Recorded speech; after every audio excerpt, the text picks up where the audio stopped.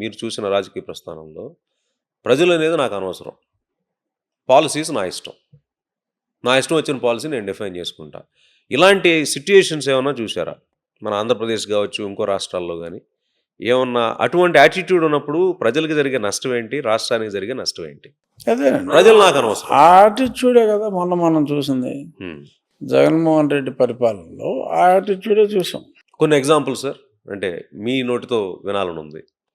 నాకు ప్రజలు అనేది నాకు అనవసరం, నాది నా ఫ్యామిలీ. అంటే ప్రజలు అనేది నాకు అనవసరం కదా, అతను ప్రజల కోసం అని మభ్యపెట్టినప్పటికీ సో అతని విధానాలు ఫర్ ఎగ్జాంపుల్ అతను చెప్పింది లిక్కర్ పాలసీ మొత్తం తీసేస్తాను, ఆటోమేటిక్గా తీసేస్తానన్నాడు.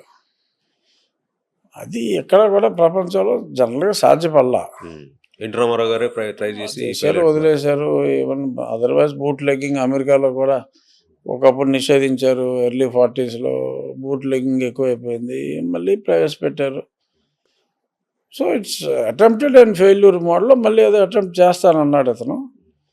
ఏమన్నప్పటికీ చివరికి చెత్త తీసుకొచ్చి రేటు డబుల్ చేసి ప్రజల ఆరోగ్యం పూర్తిగా పోయింది.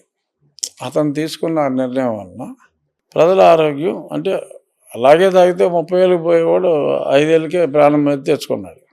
అండ్ స్టేట్ ఫైనాన్సెస్ని పూర్తిగా, ఎందుకంటే అభివృద్ధి లేదు, రూపాయి క్యాపిటల్ ఇన్వెస్ట్మెంట్ లేదు.